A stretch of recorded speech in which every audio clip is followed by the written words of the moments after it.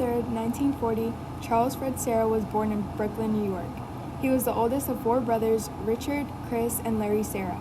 His parents were Charles and Joseph Serra. Father Charles Serra Sr. was an electrician after his military service. He was a supply sergeant in the Army. He took part in major World War II battle, the French invasion of D-Day. Charlie's mother, Joseph Serra, was a stay-at-home mom who birthed Charlie and his three younger brothers. Richard Serra was one of these brothers. He was a communications technician in Germany during the Vietnam War. After his service, Richard was killed in a car crash.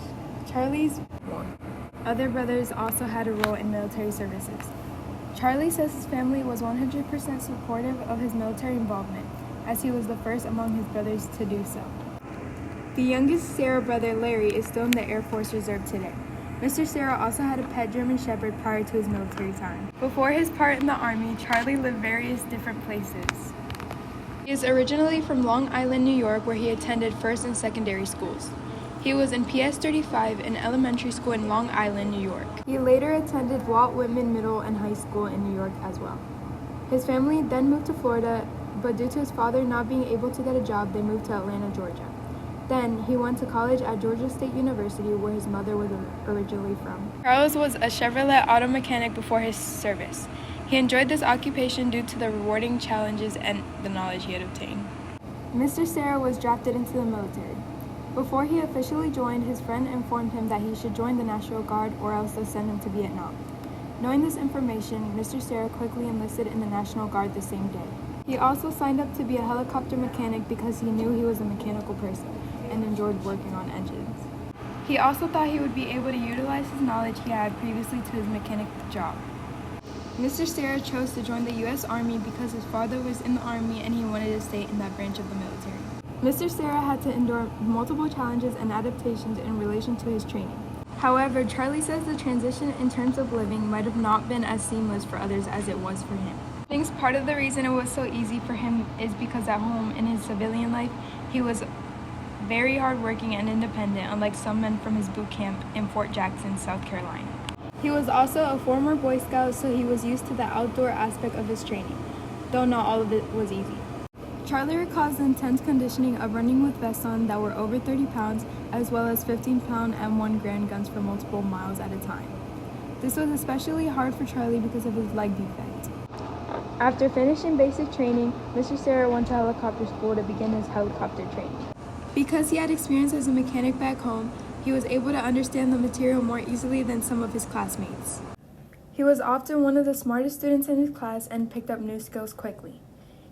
He would talk about how working on helicopters was not as difficult for him because of what he already knew. His background gave him an advantage, and he felt more confident in his abilities as he moved through the training. The military is very life-changing, specifically to those who serve. Mr. Serra says the military is a valuable tool that is mistaken as a place to go and shoot guns, when in reality it is so much more than that. You learn to trust, you learn to be sociable, you learn to respect your superiors. Mr. Serra says it's also a great place in terms of there being many different professions. There is something for everyone, and it can take you far in life no matter what path you choose. Mr. Serra also recalls the vivid memory of brotherships between him and his fellow soldiers. He specifically enjoyed this part of his time because of him being very family-oriented in his life outside of the service. After months of dedicated service, Mr. Serra faced an unexpected turn. Throughout his physically hard training, Mr. Serra's legs would swell up. After they sent him to the medical section of the base, they did x-rays. They realized he had a weak muscle in the bottom of his legs. He stated although the defect can get in the way of training, he could push through it and keep going. This defect in his legs resulted in him being discharged from the National Guard. Although he was grateful for his time in the military, he was also devastated to end his service in the Army. Mr. Serra stated if he was not discharged, he would have stayed in his military career. After his service, Mr. Serra had a chance to begin his life and settle down. He met his wife, Elizabeth Serra, and they got married on May 28, 1966. They have now been married for almost 60 years. Together, they had 3 children, Craig Serra, Eric Serra, and Angela Serra. Eric unfortunately passed away in a motor accident at a young age. They now have 4 grandchildren and 2 great-grandchildren. 4 years after Serra's discharge, his other 3 brothers went into the military. He had multiple other jobs post-service while still being in the mechanical side of the workforce.